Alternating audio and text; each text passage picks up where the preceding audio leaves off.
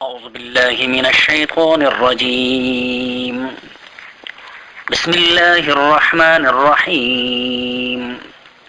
يا أيها الذين آمنوا لا تتخذوا عدوي وعدوكم أولياء تلقون إليهم بالمودة وقد كفروا بما جاءكم من الحق يخرجون الرسول وإياكم أن تؤمنوا بالله ربكم إن كنتم خرجتم جهادا في سبيلي وابتغاء مرضاتي تسرون إليهم بالمودة وأنا أعلم بما أخفيتم وما أعلنتم ومن يفعله منكم فقد ضل سواء السبيل. 28 پارے سورہ ممتحنہ کے یہ پہلے رکوع ہے. یہ رکوع آیت نمبر 1 سے لے کر آیت نمبر 7 تک کے آیاتوں پر مشتمل ہے. سورہ ممتحنہ ہجرت کے بعد نازل ہونے والی سورتوں میں سے ہے. اس سورہ مبارکہ میں 2 رکوع 13 آیاتیں 348 کلمات 1510 حروف ہے. اس سورہ مبارکہ کے پہلے ہی رکوع کا جو شان نزول ہے، پس منظر ہے، وہ ایک اہم ترین واقعہ ہے، اور وہ ہے حضرت حاطب بن ابی بلتع کا، جس میں بطور خلاصہ کہ یہ بات مسلمانوں کو سمجھائی گئی ہے کہ مسلمانوں کے راز کو مسلمانوں کے دشمنوں کو دینا انتہائی ناپسندیدہ ترین اعمال میں سے ہے، اللہ کے نزدیک اور اللہ کے رسول کے نزدیک. اور اللہ تبارک و تعالیٰ نے پھر ان مسلمانوں کو کہ جو مسلمان ہو کر اپنے انفرادی فائدوں کے حصول کے لیے مسلمانوں کے اجتماعی مفادات کو نقصان پہنچاتے ہیں، اللہ تبارک و تعالیٰ نے ان کی سرزنش فرمائی ہے اور آئندہ کے لیے تاکید فرمائی ہے کہ مسلمانوں، تم اپنے انفرادی مفادات جو کہ یا افرادی قوت یا ان کا محفوظ ہونا یا مالی خوشحالی ہو سکتی ہے، اس کے لیے تم مسلمانوں کے اجتماعی مفادات کے سودے کرتے ہو غیروں کے ہاتھوں، جن کے وجہ سے تم نے مسلمانوں کے اجتماعی مفادات کو نقصان پہنچایا. وہ تو دنیاوی زندگی کے سامان ہے اور تمہارے مرنے کے ساتھ ہی وہ سارے ختم ہو جائیں گے، اور آخرت میں یہ تمہیں کوئی فائدہ نہیں دے سکیں گے، جبکہ تمہارا وہ طرز عمل کہ جس کی وجہ سے مسلمانوں کو نقصان پہنچا، وہ دنیا میں بھی اور آخرت میں بھی تمہارے لیے بڑے خسارے کا سودا ہے، اللہ کے ناراضگی کا باعث ہے. چنانچہ صحیح روایت میں آتا ہے کہ جب قریش کے لوگوں نے صلح حدیبیہ کا معاہدہ توڑ دیا تو رسول اللہ صلی اللہ علیہ وسلم نے مکہ معظمہ پر چڑھائی کی تیاری شروع کر دی، مگر چند مخصوص صحابہ کرام کے سوا کسی کو یہ نہ بتایا کہ آپ کس مہم پہ جانا چاہتے ہیں. اتفاق سے اسی زمانے میں مکہ معظمہ سے ایک عورت آئی جو پہلے بنی عبد المطلب کی لونڈی تھی اور پھر آزاد ہو کر گانے بجانے کا کام کرتی تھی. اس نے آ کر حضور نبی کریم صلی اللہ علیہ وسلم سے اپنے تنگ دستی کی شکایت کی اور کچھ مالی مدد مانگی کہ اے محمد، میرے گانے بجانے کے دورانیے میں جو لوگ مجھ پہ پیسے نچاور کرتے تھے وہ لوگ تو بدر میں مارے گئے ہیں، اب میں مفلوق الحال ہو گئی ہوں. تو حضور نبی کریم صلی اللہ علیہ وسلم نے اعلان کیا اور اس کے لیے چندہ جمع کیا اور اس کے ساتھ ہمدردی کی. جب وہ خاتون مدینہ سے نکلنے لگی مکہ کی طرف تو حضرت حاطب بن ابی بلتع اس سے ملے اور اس کو چپکے سے ایک خط با سرداران مکہ کے نام دیا اور 10 دینار دیے تاکہ وہ راز فاش نہ کریں اور چھپا کر یہ خط ان لوگوں تک پہنچا دیں. ابھی وہ مدینہ سے روانہ ہوئی تھی کہ اللہ تبارک و تعالیٰ نے نبی کریم صلی اللہ علیہ وسلم کو اس پر مطلع فرما دیا. آپ نے فوراً حضرت علی، حضرت زبیر، حضرت مقداد ابن اسود کو اس کے پیچھے بھیجا اور حکم دیا کہ تیزی سے جاؤ اور روضہ خاک کے مقام پر مدینہ سے 12 میل مکہ کے جانب تمہیں ایک عورت ملے گی جس کے پاس مشرکین کے نام ایک خط ہے، جس طرح بھی ہو اس سے وہ خط حاصل کرو، اگر وہ دے دیں تو اسے چھوڑ دینا، نہ دے تو اس کو بے شک مار دو، لیکن اسے یہ خط لے لینا، اس لیے کہ وہ جاسوسی کا کام کرتی تھی. یہ حضرات جب اس مقام پہ پہنچے تو عورت وہاں موجود تھی. انہوں نے اس سے خط مانگا تو اس نے کہا کہ میرے پاس کوئی خط نہیں. انہوں نے تلاشی دی مگر کوئی خط نہ ملا.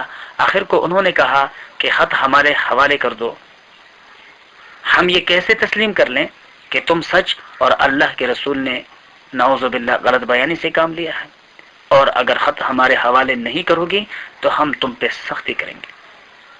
اسی دوران اس خاتون نے اپنی چوٹی میں سے وہ خط نکال کر انہیں دے دیا اور یہ اسے لے کر حضور نبی کریم صلی اللہ علیہ وسلم کی خدمت میں لے آئے. جب کھول کے پڑھا گیا تو اس میں قریش کے لوگوں کو یہ اطلاع دی گئی تھی کہ رسول صلی اللہ علیہ وسلم پر تم پہ چڑھائی کا تیاری کر رہے ہیں. مختلف روایت میں خط کے الفاظ مختلف نقل ہوئے ہیں مگر مضمون سبوں کا ایک ہے. حضور نبی کریم صلی اللہ علیہ وسلم نے حضرت خاطب سے پوچھا کہ بھئی یہ کیا حرکت ہے؟ انہوں نے عرض کیا کہ آپ میرے معاملے میں جلدی نہ فرمائیں، میں نے جو کچھ کیا ہے اس بنا پر نہیں کیا کہ میں کافر اور مرتد ہو گیا ہوں اور اسلام کے بعد اب کفر کو پسند کرنے لگا ہوں. اصل بات یہ ہے کہ میرے اقربا مکہ میں مقیم ہے. میں قریش کے قبیلے کا آدمی نہیں ہوں بلکہ بعض قریشیوں کے سرپرستی میں وہاں آباد ہوا ہوں. مہاجرین میں سے دوسرے جن لوگوں کے اہل و عیال مکہ میں ہیں ان کو تو ان کا قبیلہ بچا لے گا مگر میرا کوئی قبیلہ وہاں نہیں ہے جسے کوئی بچانے والا ہو. اس لیے میں نے یہ خط اس خیال سے بھیجا کہ قریش والوں پر میرا ایک احسان رہے جس کا لحاظ کر کے وہ میرے بال بچوں کو نہ چھیڑے اور ان کو تنگ نہ کرے.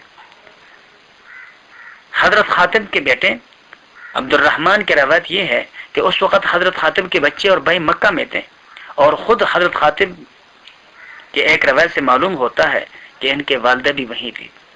رسول نبی کریم صلی اللہ علیہ وسلم نے حضرت خاطب کی یہ بات سن کر حازن سے فرمایا اور صدقکم، خاطب نے تم سے سچ بات کہی ہے.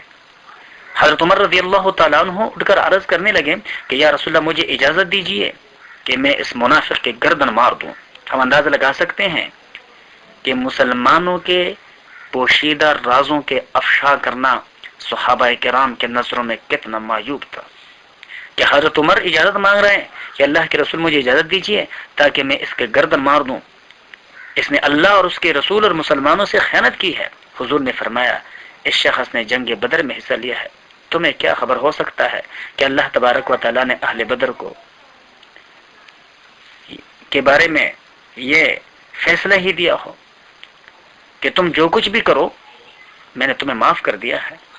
اور اللہ تبارک و تعالیٰ نے اپنا وہ فیصلہ قرآن مجید میں بھی نازل فرمایا ہے. یہ سن کر حضرت عمر رضی اللہ تعالیٰ عنہ رونے لگے اور انہوں نے کہا کہ اللہ اور اس کے رسول کے فیصلے کے سامنے میرا سر تسلیم خم ہے اور اللہ کا رسول ہی اس بارے میں جو بھی فیصلہ کریں وہ ہمیں منظور ہے. تفسیر ابن کثیر میں ابن حشام، ابن حبان اور ابن ابی حاتم کے روایت میں اس کی پوری تفصیل موجود ہے. چنانچہ ارشاد باری تعالیٰ ہے بسم اللہ الرحمن الرحیم، شروع اللہ کے نام سے جو بے حد مہربان نہایت رحم کرنے والا ہے. یا ایھا الذین آمنوا، اے وہ لوگ جو ایمان والے ہو، لا تتخذوا، نہ پکڑو، عدوی میرے دشمن کو، وعدوکم اور اپنے دشمنوں کو، اولیاء دوست، تلقون الیہم بالمودۃ کہ تم دیتے ہو ان کو دوستی کے پیغام، وقد کفروا اور وہ منکر ہوئے، بما اس کا، جاءکم من الحق جو تمہارے پاس سچا دین آیا. اور ان کا طرز عمل تو یہ ہے کہ یخرجون الرسول، وہ نکالتے ہیں پیغمبر کو، وایاکم اور تم کو بھی، اس وجہ سے ان تؤمنوا باللہ ربکم کہ تم مانتے ہو اللہ کو جو رب ہے تمہارا، ان کنتم خرجتم جہادا فی سبیلی اگر تم نکلے ہو لڑنے کو میرے راہ میں، وابتغاء مرضاتی اور طلب کرنے میرے رضامندی کے. تو اگر میرے رضا کا حصول تمہارا پیش نظر ہے پھر تمہیں چپ کے ان کفار کے ساتھ تعلقات قائم نہیں کرنے چاہیے. تو سرون الیہم بالمودۃ، تم چپ کے ان کو دوستیوں کے پیغام دیتے ہو، وانا اعلم بما اخفیتم اور مجھ کو خوب معلوم ہے جو کچھ تم چھپاتے ہو، وما اعلنتم اور جو کچھ تم ظاہراً کرتے ہو. یعنی آدمی ایک کام تمام دنیا سے چھپا کر کرنا چاہے تو کر سکتا ہے لیکن اس کام کو اللہ سے نہیں چھپا سکتا. اللہ نے ارشاد فرمایا کہ وَمَن يَفْعَلْهُ مِنْكُمْ اور جو کوئی تم میں سے آئندہ یہ فعل کرے گا، فَقَدْ ضَلَّ سَوَاءَ السَّبِيلِ تو یقیناً وہ سیدھے راستے سے بھٹک گیا، گمراہ ہو گیا. مسلمان ہو کر کوئی ایسا کام کرے اور یہ سمجھے کہ میں اس کے پوشیدہ رکھنے میں کامیاب ہو جاؤں گا، سخت غلطی اور بہت بڑی بھول ہے۔ یثقفوکم یکونون لکم اعداء، اگر تم ان کے ہاتھ آ جاؤ تو وہ تمہارے دشمن ہے۔ وَيَبْسُطُوا إِلَيْكُمْ أَيْدِيَهُمْ، اور وہ چلائیں تم پر اپنے ہاتھوں کو، یعنی اپنے ہاتھوں کے ذریعے تمہیں نقصان پہنچائیں، وَأَلْسِنَتَهُمْ، اور اپنے زبانوں کے ذریعے کہ تمہیں بدنام کریں، تم پہ تہمتیں لگائیں، تم پہ الزام لگائیں، طرح طرح کے القابات تمہیں دیں، بالسوء، برائی کے ساتھ۔ وَوَدُّوا لَوْ تَكْفُرُونَ، اور وہ چاہتے ہیں کہ کاش تم بھی